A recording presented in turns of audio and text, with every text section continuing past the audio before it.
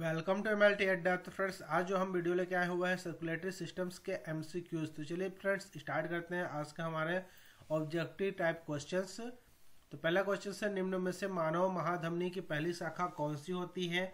By अधोजत्रुक धमनी, बाहु शीर्ष धमनी, हृदय धमनी जिसको कोरोनरी धमनी कहते हैं, बाई सामान्य कैरोटिड धमनी। तो जो सबसे पहले शाखा होती है महाधमनी की वो कौन सा होती है?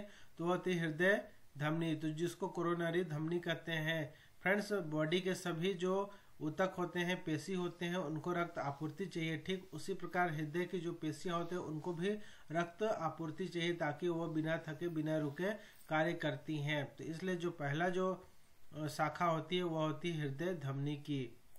नेक्स्ट क्वेश्चन, निम्न में से किसे हृदय के प्राकृतिक पेसमेकर के रूप में जाना जाता है? तो वो ऑप्शन है AV node, auricle, bundle of His and SA node, और उत्तर नहीं देना चाहते हैं तो इसका जो करेक्ट आंसर होता है वह होता है एस ए नोड। ऐसे नोड जो होता है वह प्राकृतिक पेसमेकर रूप में जाना जाता है हृदय का।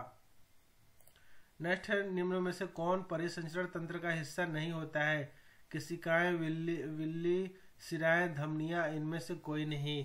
तो फ्रेंड्स जो केशिकाएं होती है वह सबसे अंतिम रूप होती हैं। जो हमारे ब्लड वेसल्स होते हैं, रक्त नलिकाएं जो होती है, रक्त वाहिकाएं होती हैं, उसकी सबसे अंतिम जो छोर होती है वो केशिकाएं होती है।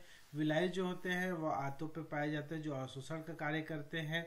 और जो सिराएं होती हैं वह रक्त को पूरे बॉडी से एकत्रित करके हृदय तक लेके आती है। और धमनियां जो होती है, आर्टरीज जो होते हैं, आर्टरीज के कई ब्रांचेस जो ऑक्सीजनेटेड ब्लड को लेकर जाती है। तो इनमें से जो परिसंचरण तंत्र का हिस्सा नहीं होता है वह होता है विलाई।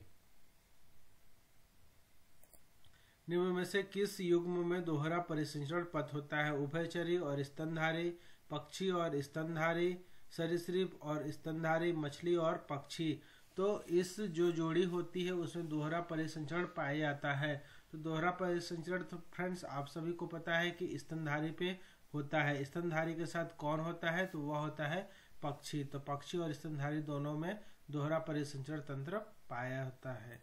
नेक्स्ट क्वेश्चन, किस रक्त समूह में प्रतिरक्षी नहीं होते हैं अर्थात एंटीबॉडीज नहीं होते हैं? ओ, ए बी, ए और बी। तो फ्रेंड्स जो ए बी होते हैं उसमें कोई भी प्रतिरक्षी या एंटीबॉडी नहीं होते हैं। मैंने एक लास्ट वीडियो में बताया था कि जो ब्लड ग्रुप ए बी होते हैं उसमें दोनों एंटीजन पाए जाते हैं किंतु एंटीबॉडी कोई भी नहीं पाए जाते हैं, इसलिए यह सर्वग्राही होता है। और जो ओ ब्लड ग्रुप होता है उसमें कोई भी एंटीजन नहीं पाए जाते और उसमें दोनों एंटीबॉडी पाए जाते हैं, वह सर्वदाता हो जाता है। इसलिए इसका करेक्ट आंसर है answer number second A B.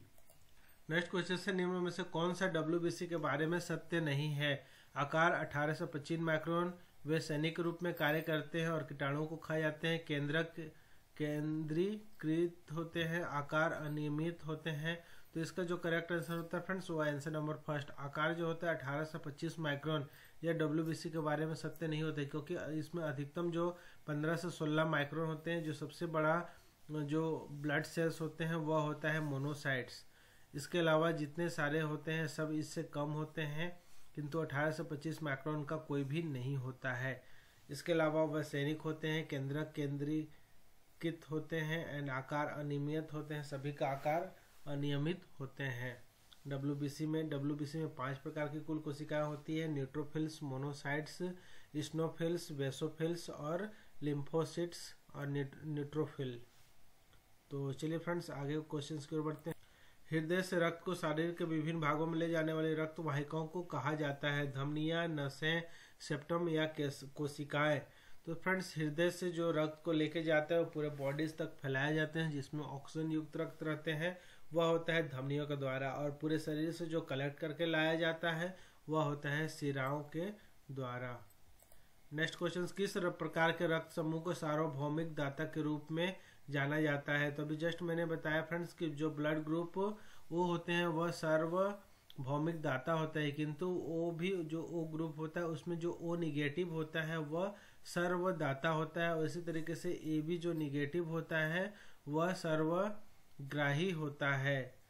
तो फ्रेंड्स ब्लड के तो कुल 4 प्रकार होते हैं किंतु आरएच जो पॉजिटिव निगेटिव के आधार पे कुल 8 हो जाते हैं। तो इस तरीके से A A positive, A negative, B positive, B negative, A B positive, A B negative और ओ पॉजिटिव, ओ निगेटिव, कुल मिला के 8 होते हैं। उसमें से ओ निगेटिव सर्वदाता होते हैं और ए बी निगेटिव सर्वग्राही होते हैं। नेक्स्ट क्वेश्चन से शरीर के सभी हिस्सों से कार्बन डाइऑक्साइड युक्त जो रक्त को कौन सी वाहिकाओं द्वारा हृदय में वापस लाया जाता है? धमनियां, शिराएं, केशिकाएं या धमनिकाएं।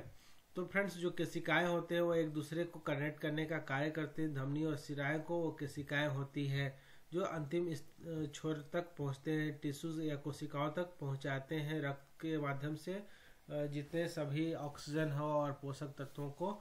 इसके बाद वहां से जो कलेक्ट करने का कार्य करती है वो शिराएं जो होती है वो उसको वापस कार्बन डाइऑक्साइड जो ब्लड होते हैं उसको वहां से लेकर हृदय तक वापस आते हैं। नेक्स्ट क्वेश्चन, मानव हृदय एक द्विक झिल्ली थैली के आच्छादित होता है जिसे कहा जाता है प्लूरा, कूरा, एपिकार्डियम या पेरिकार्डियम। तो जो हृदय का जो एक झिल्ली नुमा जो थैली से आच्छादित होते हैं या आवरण होता है उसको पेरिकार्डियम कहते हैं।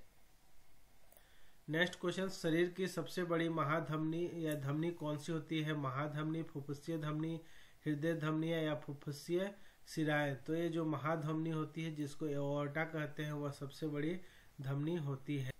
फिल इन द ब्लैंक्स, हृदय से शरीर के सभी भागों में ऑक्सीजन युक्त रक्त को लेकर जाती है कंकाल, मांसपेशी, शिरा, धमनियां या फिर प्लाज्मा। तो ये लेके जो जाती है वह होती है हृदय से शरीर के सभी भागों पर ले जाने वाली होती है धमनियां।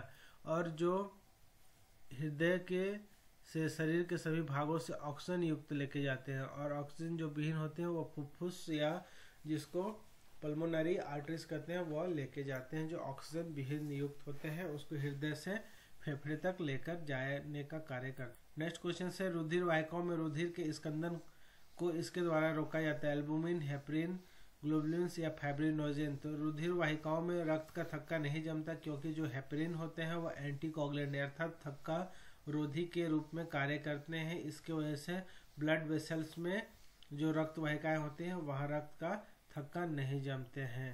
फ्रेंड्स आज का वीडियो यहीं तक। उम्मीद करता हूँ ये वीडियो आपके लिए काफ़ी यूजफुल रहे होंगे और ज्ञानवर्धक होंगे। तो फ्रेंड्स मिलेंगे नए वीडियो के साथ, तब तक के लिए जय हिंद, धन्यवाद, thank you for watching, have a good day.